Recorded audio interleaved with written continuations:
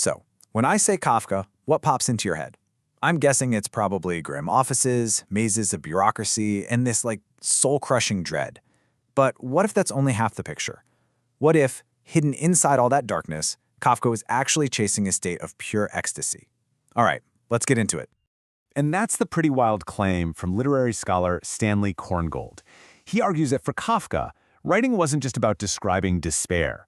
No, it was this radical and, often terrifying path to a kind of bliss, a feeling of being right on the very boundary of the human.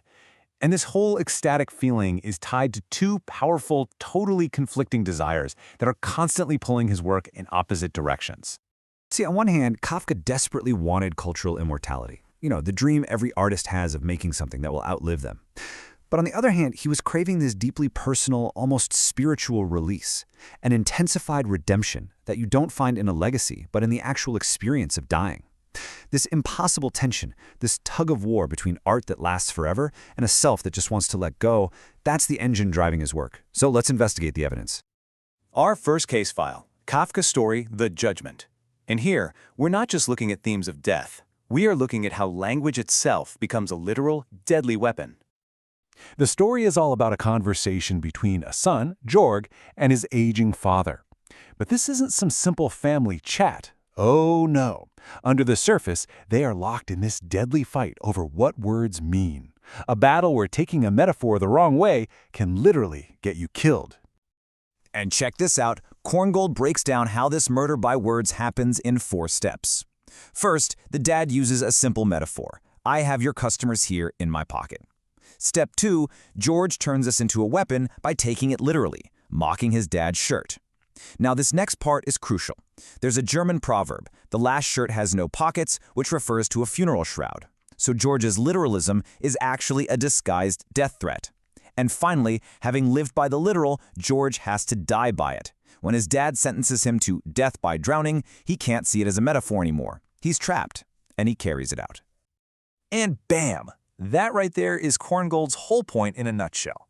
For Kafka, life and language are built on metaphors. If you try to strip that away, if you insist on a purely literal world, it's a fatal mistake. It turns people into monsters, or it just straight up kills them. Okay, so a single word can kill. But what if an entire book could do it? Let's level up and check out our second case file, The Trial. This is where the power of language escalates from just one phrase to the entire narrative text itself. Picture this. Joseph K. wakes up one morning and boom, he's arrested. But it's more than that. He wakes up and realizes he's being watched. There's an old woman across the street just staring at him. And from that exact moment, his reality completely shifts. He's not the main character of his own life anymore. He's an actor, the object of some invisible spectator's gaze. He's been thrown into a play he never even auditioned for. Now this is where things get really, really weird. Kay himself feels like he's in some kind of play, and he decides to just play along. But Korngold asks a much crazier question. What if the characters aren't just acting? What if the actual text on the page is pulling their strings? So Korngold has this really cool term for it, scription. It's the idea that the narrator's text isn't just describing what's happening, it's actively causing it to happen. It's like the characters are hearing stage directions whispered from just off the page, and they can't help but react. Okay, check out this example. It's wild. Early in the book, the narrator mentions that Kay was arrested without having done anything bossus, which means wrong. Much later, Kay is in a conversation, and the narrator uses that exact same word, bossus, to describe something totally different. And the text says Kay suddenly turned around once more. Why? It's as if the word, popping up again in the script, was his cue, and it triggered a physical reaction. He's literally dancing to a tune he can't hear, written in a book he can't see. So we've seen words that kill and text that control. Well, in our final case file, In the Penal Colony, these two ideas fuse together into their most horrific and literal form. Here, writing isn't a metaphor for pain, it is a machine of torture and death. The setup is just bone-chilling. There's this bizarre, incredibly complex machine that executes prisoners. And how does it do it? It uses a bed of needles to slowly, carefully carve the law they broke directly into their skin. The text becomes the torture, and the body becomes the page. It's horrifying. But of course, here's the classic Kafkaesque twist. In the middle of this horrifying scene, there's this weird, almost childish silliness that Korngold calls alatria. The soldier and the prisoner, waiting for the execution to start, just start goofing around, wrestling over a handkerchief, laughing about ripped clothes.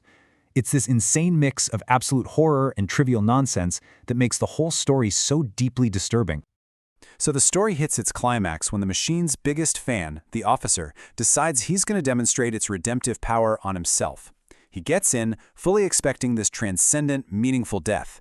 But the machine completely freaks out. It just falls apart, stabs him crudely, and kills him instantly. None of the promised ceremony, no enlightenment, nothing. And in Kafka's original manuscript, he describes the scene with this absolutely crucial parenthetical line. The explorer looks at the officer's body and sees, "No sign was visible of the promised redemption." And the most important part of that sentence is the parentheses. This is the big question Korngold throws out there. How can the story's ultimate verdict, its most important statement on meaning and death, be stuck inside a pair of parentheses? It's like a shrug in punctuation. Kafka makes the entire moral of the story seem tentative, like an aside, an afterthought. He's suggesting that the failure of redemption is somehow both the most important and the most insignificant fact in the entire universe. All right, so we've looked at the evidence. What's the final verdict? If characters die, meanings fail, and redemption itself is just an aside in parentheses, what, in Kafka's world, actually lasts? What outlives the author? Korngold gives us one last big idea, logomimesis. So, traditional stories give us mimesis, right? The imitation of a character's thoughts and feelings. But Kafka, in these final moments, gives us something totally different. The imitation of the word. It suggests that the thing that ultimately survives is not the character's soul, not their consciousness, but the actual physical mark on the page. And for the final piece of evidence, let's look at the very last page of the manuscript for the trial. After Joseph K. is stabbed, Kafka wrote, and then totally rejected, a sentence describing his dying thoughts. He just drew a huge line right through almost the entire thing. But look really close. Just one word makes it out alive. Scham, the German word for shame. Its survival is what Korngold calls an accident of the scription. It's not there because it's K's final profound feeling. It's there because that's where the pen stopped. And that's it. That's the whole ball game. What outlives Joseph K. is not his feeling of shame, but Kafka's physical word, shame. The character's consciousness is gone, but the ink is still there. The text, the material word itself, is the only thing that gets any kind of immortality.